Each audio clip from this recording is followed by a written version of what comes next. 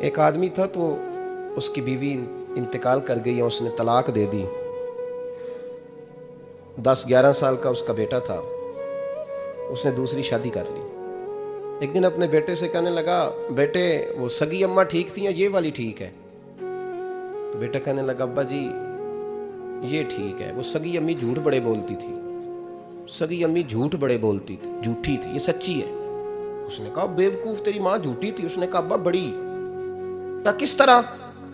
کہنے لگا, ابا جی میں نا کبھی, آپ کو پتا میں شرارتی ہوں, کبھی میں شرارت کرتا تھا نا, کوئی برتن توڑ دیتا تھا تو میری سگی اماں مجھے تھپڑ مار کے باہر نکالتی تھی. کہتی تھی میں تالا لگاؤں گی باورچی خانے کو, تجھے ساری رات روٹی نہیں دینی, تو آج بھوکا ہی رہے گا, بالکل نہیں دینا, ساری رات نہیں دینا. بڑے دعوے کرتی تھی, قسمیں اٹھاتی تھی, پر بڑی جھوٹی تھی.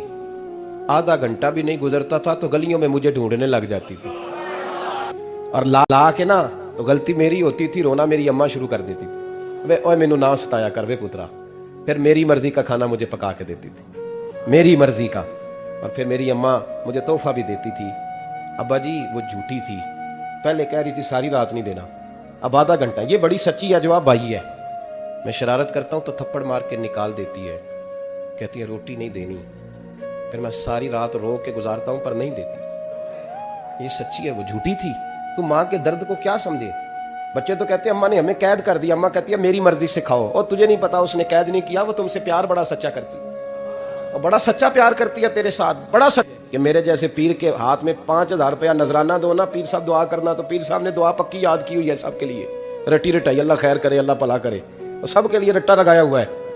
اور اماں کو بیٹا ویسے ہی کہہ جائے, ویسے ہی, اماں میں انٹرویو دینے جا رہا ہوں, ذرا دعا کرنا, وہ بیبیاں منگا کے دعائے تنجینہ پڑھانا شروع کر دیتی ہے, اور ساری رات مسلح پہ بیٹھی. اس درد کو سمجھنا.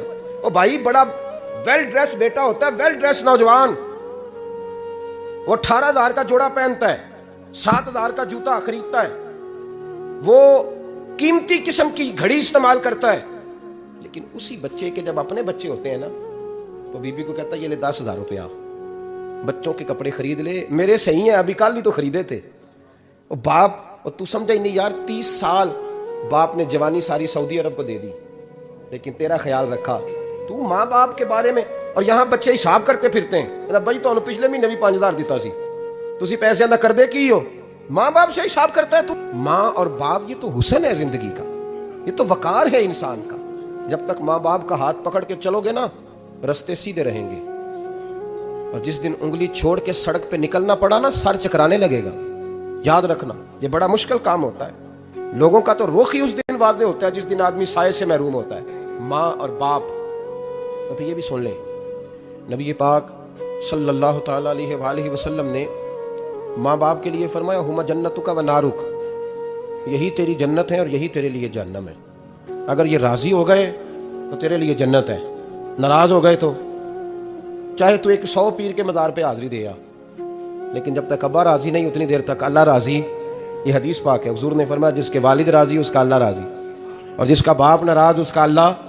ہاں بے شک. اب یہ حدیث ہے نا, تو سارے ولی ایک طرف بیٹھ جائیں, کہیں یا اللہ بخش دے مرید کو, لیکن اگر ابا کہے یا اللہ نہ معاف کرنا, تو اللہ ان اولیاء کی نہیں مانتا, والد کی مانتا ہے. اس لیے بلے شاہ آسمانی اڈ دیاں پڑھنا ہے, جیڑا گھر بیٹھا انہوں پڑھیا ہی نہیں.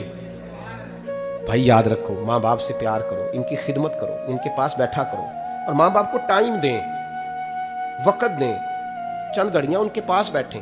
آپ یقین کریں ابا جی سے آپ مشورہ کر لیں, صرف مشورہ, مرضی بے شک اپنی کریں, لیکن اس مشورے میں آپ کو اتنا سایہ ملے گا کہ زندگی میں کبھی ناکامی نہیں ہوگی. تو پھٹے پہ جو نلائق ہماری طرح کا بیٹھا ہے, اس سے مشورہ لینا.